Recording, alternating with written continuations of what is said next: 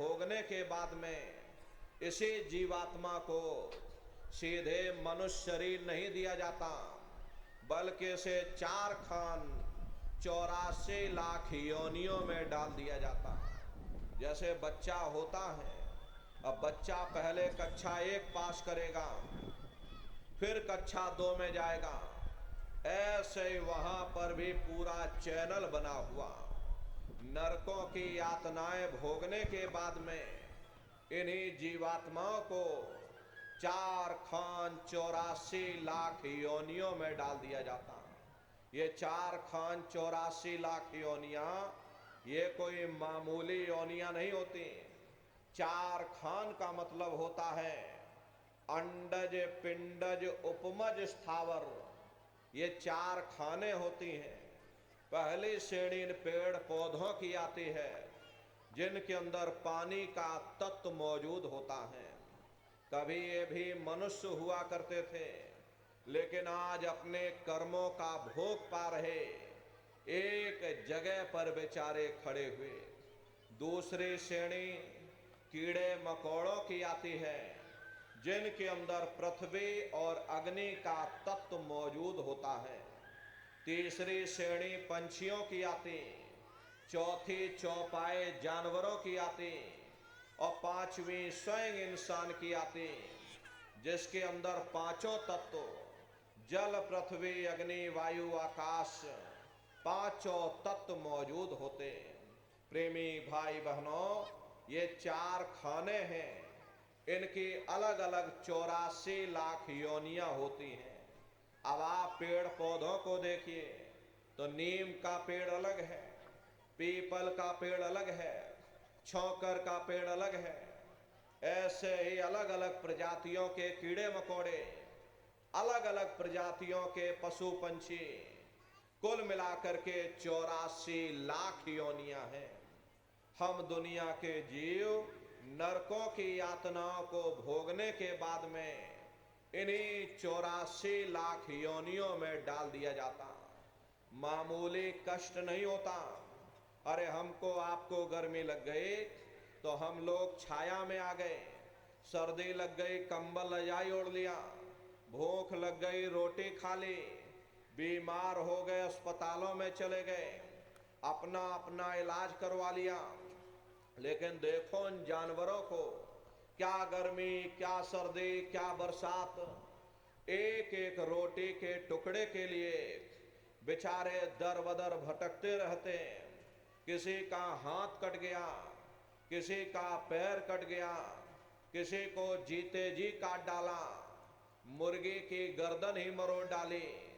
अरे उनको भी दर्द होता है, उनको भी तकलीफ होती। मादा बिच्छू होती है, मादा बिच्छू की मौत कैसे होती? मादा बिच्छू जब अपने बच्चे को जन्म देती है तो उसी के बच्चे अपनी भूख को मिटाने के लिए अपनी माँ की पीठ पर चढ़ जाते हैं और उसी के मांस को नोच नोच करके खाते हैं। वो तड़पती रहती है, कराहती रहती है, लेकिन जब तक हड्डी हड्डी न बच जाए उसके बच्चे अपनी माँ की पीठ से नीचे नहीं उतरते। ऐसे न जाने कितने जीव जंतु इस संसार में कष्ट सह रहे। अरे कई जन्म भय कीट पतंगा, कई जन्म भय मीन कुरंगा, कई जन्म पंखी सर्प होयो, कई जन्म है वर वृक्ष जोयो, मिल जगदीश मिलन की वरिया और चिरंकार यह देश सजरिया। करोड़ों करोड़ युगों से हम आप नरकों की यातनाएं भोगने के बाद फिर कभी कीड़े पतंगों की योनि में, कभी पेड़ पौधों की योनि में, तो कभी पशु और पंछियों की योनि में भटका खाते हैं। प्रेमी भाई बहनों, 84 लाख योनियों की सबसे जो आखिरी योनि होती है वो गाय और बैल की योनि होती है। गाय स्त्री का रूप लेती है और बैल पुरुष का रूप लेते हैं। ये 84 लाख योनियों की सबसे आखिरी योनि यानी कि अंतिम पायदान होता। उसके बाद तब जाकर के हम लोगों को दोबारा फिर से मनुष्य शरीर प्राप्त होता है। इसीलिए कहा गया बड़े भाग्य मानुष तन पाया, कोट जन्म जब भटका खाया, कोटान कोट जन्म जन्मांतरों तक अलग अलग योनियों में भटकने के बाद में तब बड़े सौभाग्य से हम लोगों को ये मनुष्य शरीर प्राप्त हुआ। अरे बड़े से बड़े देवी देवता भी इस मनुष्य शरीर को पाने के लिए तरसते हैं, क्योंकि उन नरकों से, उन 84 से निकलने का केवल एक ही दरवाजा है, वह केवल मनुष्य का शरीर है। इसी मनुष्य रूपी मंदिर में बैठ करके हम उस परमात्मा की भक्ति कर सकते हैं। इसीलिए संतों महात्माओं ने इस पंच भौतिक शरीर को सच्चा हरि मंदिर कहकर याद किया। ये हरि मंदिर यह शरीर है और ज्ञान रतन प्रकट होए, ये असली हरि मंदिर है। जब भी वो मालिक मिलेगा इसी हरि मंदिर के अंदर मिलेगा। इसी पंच भौतिक शरीर को गुरु नानक साहब ने नर नारायणी देह कहकर याद किया। ये वो देह है जिसमें नारायण स्वयं विराजमान है। वो नारायण जब भी मिलेंगे तुम्हें तुम्हारे अंदर मिलेंगे। यही कबीर साहब ने लिखा कि जो तिल माही तेल है, जो चकमक में आग, और तेरा साईं तुझ में, और जाग सके तो जाग। जिस तरह से तिल में तेल होता है, पत्थर में अग्नि होती है, ठीक उसी तरह से वो मालिक हरेक के घट घट में, हरेक के वजूद के अंदर बैठा हुआ। यही आपकी धर्म पुस्तकों में भी लिखा, अरे मोको का धोड़े रे बंदे, मैं तो तेरे पास में, और ना तीरथ में ना मूरत में, मैं तो हूँ विश्वास में। ना मैं तीरथ में मिलूंगा, ना मैं मूरत में मिलूंगा, ना मैं अन्य किसी कर्म कांड में मिलूंगा, ना मैं ग्रंथों में मिलूंगा, ना मैं पोथियों में मिलूंगा, ना मैं किताबों में मिलूंगा। चाहे सारी उम्र बैठ करके तुम किताबें पढ़ते रहो, अरे मैं जब भी मिलूंगा तो मैं तुम्हारे अंदर मिलूंगा। हरे प्रेमी भाई बहनों, बड़ी सीधी सी बात है। ये अगर खाना बनाने की किताब सारी उम्र बैठ करके आप पढ़ते रहोगे कि भाई खाना ऐसे बनता है और खाना वैसे बनता है, खाने में नमक डाला जाता है, खाने में तेल डाला जाता है, तो कभी तुम्हारा पेट नहीं भर सकता। जब तक आप खाना बनाओगे नहीं, उसे स्वयं खाओगे नहीं, कभी तुम्हारा पेट नहीं भर सकता। हम वेदों की निंदा नहीं करते, हम ग्रंथों की निंदा नहीं करते, हम गीता कुरान बाइबल की निंदा नहीं करते। अरे वेद शास्त्र गीता कुरान बाइबल कहती है कि भाई मनुष्य के अंदर अंड खंड ब्रह्मांड है, स्वयं वो परमात्मा इसके अंदर बैठा हुआ। चलो अंदर चलो, अंदर चल करके उस परमात्मा का दर्शन दीदार करो। अब सवाल ये उठता है, भाई आखिर हम अपने अंदर जा करके उस परमात्मा का दर्शन कैसे करेंगे? तो इसके लिए संतों महात्माओं ने केवल 3 साधन बताए। साधन 3 सारण वर्णे, और साधन सब थोथे मान। इस कलयुग में उस मालिक को पाने के लिए महात्माओं ने केवल 3 साधना बताई। पहला है सुमरन, दूसरा है ध्यान, और तीसरा है भजन। सुमरन कहते हैं मालिक को याद करना, ध्यान कहते हैं अपनी दृष्टि को एकाग्र करना, और भजन कहते हैं कान में उंगली डाल करके उस शब्द को सुनना, उस नाम को सुनना, उस देववाणी आकाशवाणी को सुनना जो 24 घंटे तुम्हारे अंदर गूंज रही।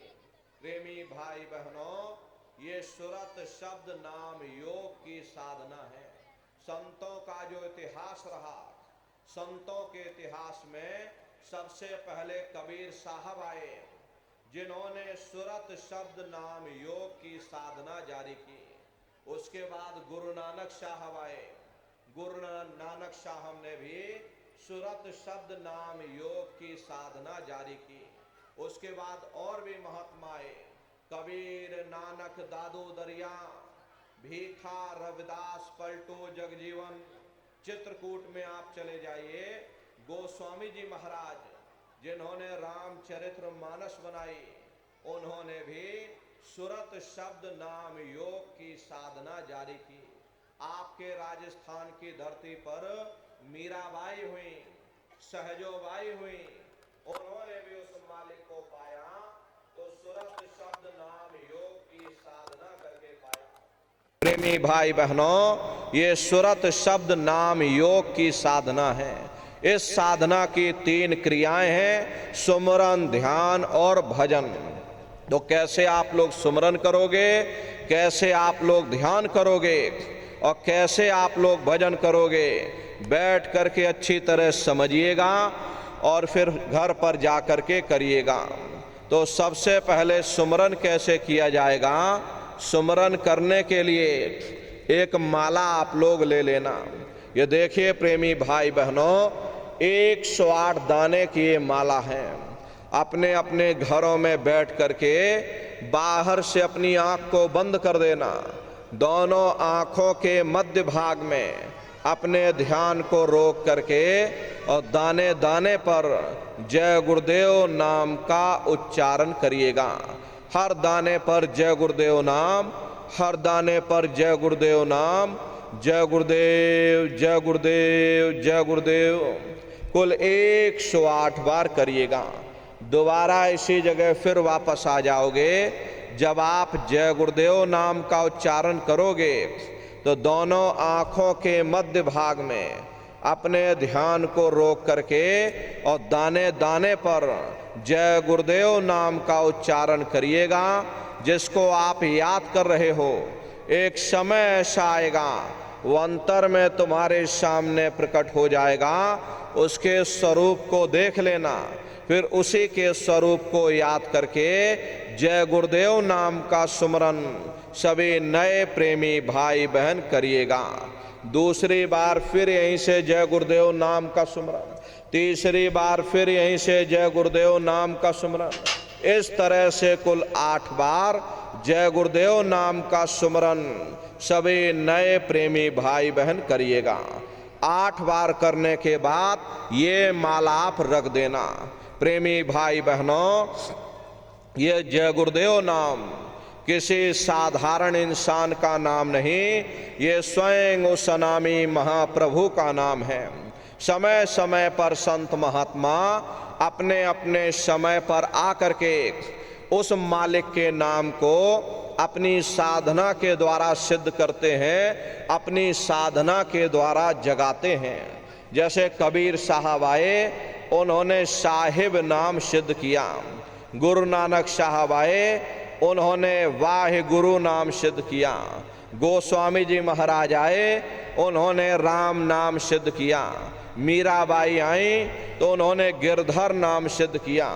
इसी तरह से हमारे गुरु महाराज जय गुरुदेव नाम सिद्ध करके गए। जय गुरुदेव नाम का जहाज लगा कर गए।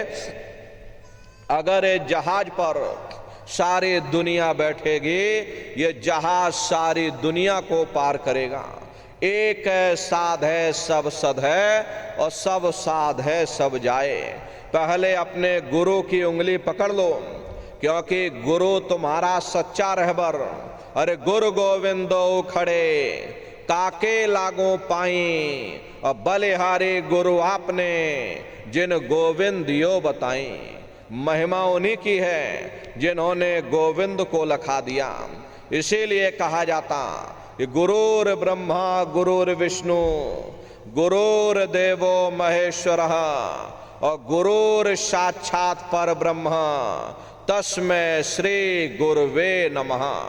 इसलिए प्रेमी भाई बहनों, साधना करने से पहले जय गुरुदेव नाम का सुमरन आप सभी लोग करिएगा। सुमरन करने के बाद में फिर आप ध्यान पर बैठिएगा। ध्यान कहते हैं दृष्टि को एकाग्र करना। कैसे आप लोग ध्यान करोगे, जरा अच्छी तरह से समझ लीजिए। अपने अपने घरों में पलथी मार करके बैठिएगा। शरीर को टाइट मत करना। बहुत से लोग क्या करते हैं कि ध्यान के समय अपने शरीर को बिल्कुल टाइट कर देते हैं। अब अगर शरीर को ही आप टाइट कर दोगे तो ये शरीर आपका थक जाएगा और फिर शरीर ढीला पड़ जाएगा। इसलिए पहले से ही अपने शरीर को बिल्कुल ढीला छोड़ देना। जितना आराम से आप बैठोगे उतना आपके लिए अच्छा रहेगा। तो ढीले बदन से बैठिएगा। आँखों को धीरे से बंद कर देना। इन आँखों पर कोई जोर मत देना। जैसे सोते समय धीरे से आँख को बंद करते हो, ऐसे ही धीरे से आँख को बंद कर देना। दोनों आँखों के मध्य भाग में दूर सामने अंतर में देखिएगा। अंतर में आपको अंधेरा दिखाई पड़ेगा। जब आप बाहर की आँख को बंद कर दोगे और अंदर में सामने देखोगे तो सामने आपको अंधेरा दिखाई पड़ेगा। बस उसी अंधेरे में एक जगह पर अपनी दृष्टि को रोकिएगा। होशियारी यही रहे ये आँखों की पुतलियां हिलने ना पाएं। शुरुआती समय में ये आँखों की पुतलियां हिलेंगी, लेकिन जब आप अभ्यास करोगे, करत करत अभ्यास ते जड़मत होत सुजान, जब अभ्यास करते रहोगे तो ये आँखों की पुतलियां हिलना बंद हो जाएंगी। तो दूर सामने अंधेरे में एक जगह पर अपनी दृष्टि को रोकिएगा। उस समय किसी के बारे में सोचना नहीं, किसी के बारे में विचार मत करना। शरीर को बिल्कुल हिलाना डुलाना नहीं। शून्य हो करके बस सामने उस अंधेरे को आप देखते रहो। जितना देर आपसे बन सके आप उस अंधेरे को देखते रहिएगा। देखते देखते देखते देखते आपकी दृष्टि अंधेरे में एकाग्र हो जाएगी। और जैसे ही आपकी दृष्टि उस अंधेरे में एकाग्र होगी तो सुई की नोक के बराबर काले में भी काला बिंदु, बड़ा चमकीला बिंदु होगा। तारे की तरह चमचम चमचम चमकेगा। वो सामने आपको दिखाई पड़ जाएगा। जब वो चमकदार बिंदु सामने दिखाई पड़ जाए तब आप अपनी दृष्टि को उस बिंदु पर एकाग्र करिएगा। जब आप अपनी दृष्टि बिंदु पर एकाग्र करोगे तो वही बिंदु दरवाजा है। वो दरवाजा खुल जाएगा। ये शिव नेत्र खुल जाएगा।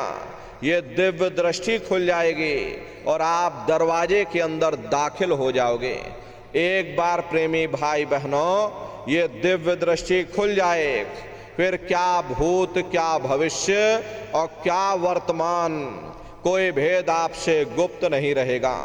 लाखों वर्ष पहले क्या हुआ था, भविष्य में क्या होने वाला है, आप बैठ करके ध्यान में सब कुछ देख सकते हो। तो यह है ध्यान करने का तरीका। और तीसरा है भजन। गाने बजाने का नाम भजन नहीं है। नाच गाना ढोल मजीरा का नाम भजन नहीं है। भजन कहते हैं उस रूहानी आवाज को सुनना जो 24 घंटे तुम्हारे अंदर गूंज रही। कैसे भजन करोगे जरा अच्छी तरह से समझ लीजिए। ये दोनों उंगली कानों में डाल करके ये कानों को बंद कर लेना।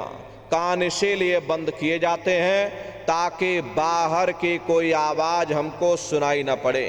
अपनी सुविधा से बैठिएगा। कुर्सी पर चाहे कुर्सी पर बैठ जाओ, सोफे पर चाहे सोफे पर बैठ जाओ, या इस तरह से कोई तकिया आप रख लेना और दोनों कोहनी यहाँ रख करके दोनों उंगली कानों में डाल करके ये कानों को बंद कर लेना। बहुत सी हमारी माताएं बहनें हैं, बूढ़े बुजुर्ग हैं, आपके घुटनों में दर्द होता है, रीढ़ की हड्डी में दर्द होता, आप बैठ करके भजन नहीं कर पाते हो तो आप लेट करके भजन करिएगा। ऐसे सीधे लेट जाना, लेटे लेटे आँख और कान को बंद कर देना।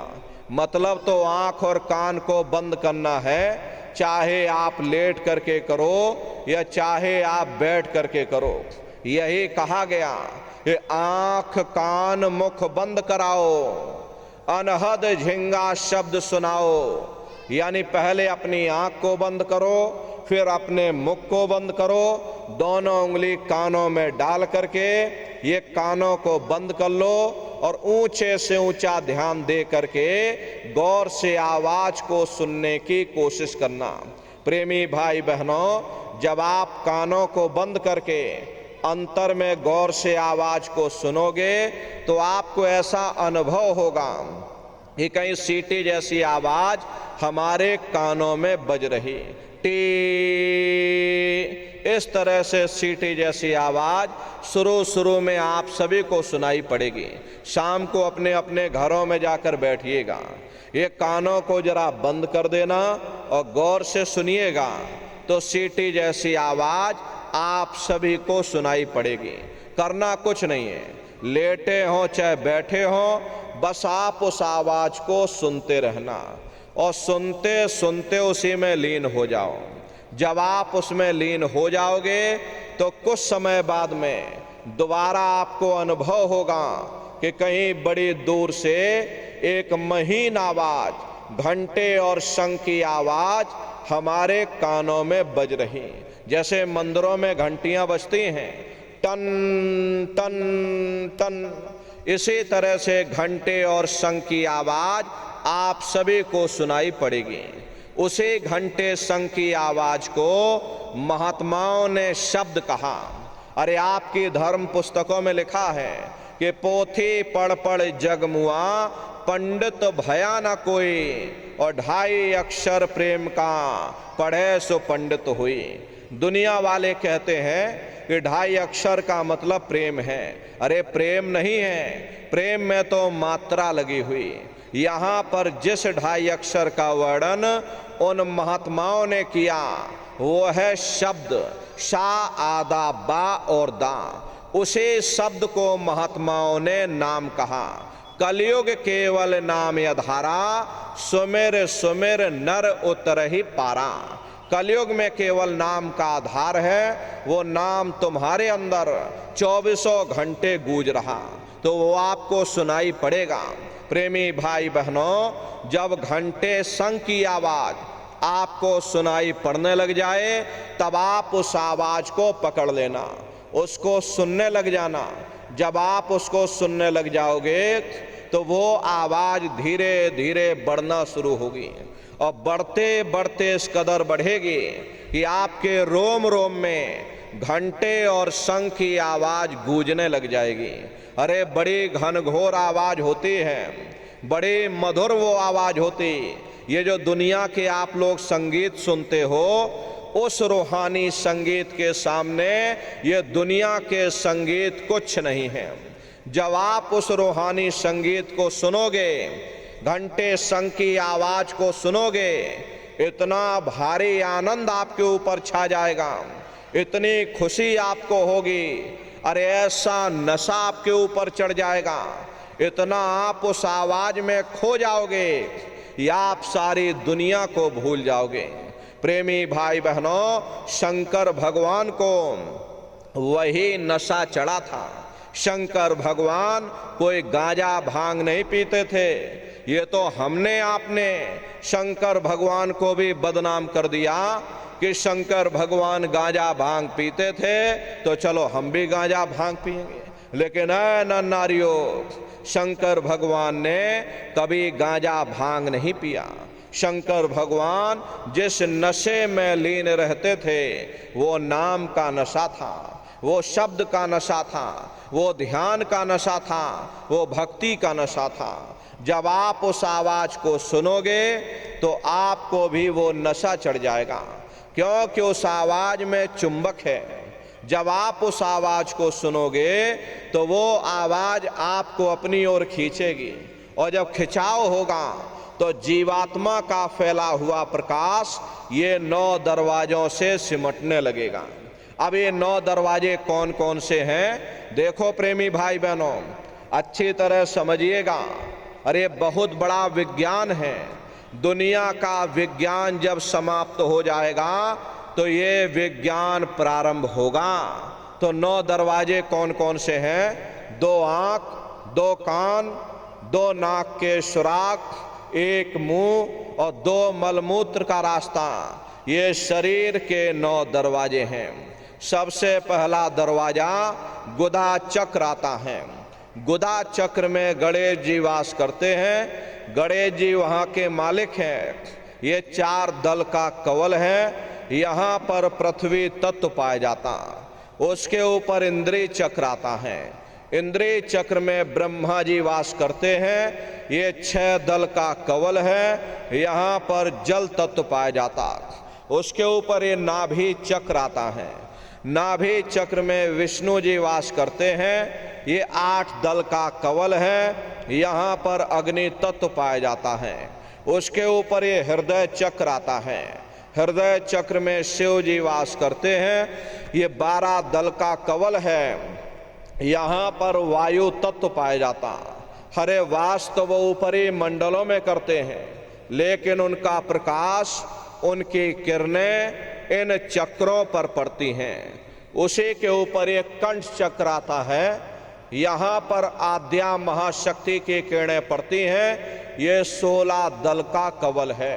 और आप सबसे ऊपर, तुम्हारी जीवात्मा सबसे ऊपर दोनों आँखों के मध्य भाग में बैठी है, जहाँ पर देवियाँ बिंदी लगाती हैं और पुरुष जहाँ पर टीका लगाते हैं। ये बिंदी और टीका यहाँ पर हम लोग इसीलिए लगाते हैं क्योंकि यहीं पर हमारी जीवात्मा बैठी है, उसका श्रृंगार किया जाता है। तो ये 10वां द्वार है जहाँ पर तुम्हारी जीवात्मा बैठी हुई। इसी 10वें दरवाजे पर बैठ कर के ये जीवात्मा अपने प्रकाश को 9 दरवाजों में फैलाती है, जिससे आपका ये शरीर चलता, आपके हाथ और आपके पांव चलते हैं। जब आप भजन करोगे, घंटे शंख की आवाज को सुनोगे, तो उस आवाज में चुंबक है। वो आवाज आपको अपनी ओर खींचेगी और जब खिंचाव होगा तो जीवात्मा का फैला हुआ प्रकाश 9 दरवाजों से सिमट करके यहीं 10वें दरवाजे पर इकट्ठा हो जाएगा। और जैसे ही यहाँ पर इकट्ठा हुआ, तुरंत शब्द जीवात्मा को खींच करके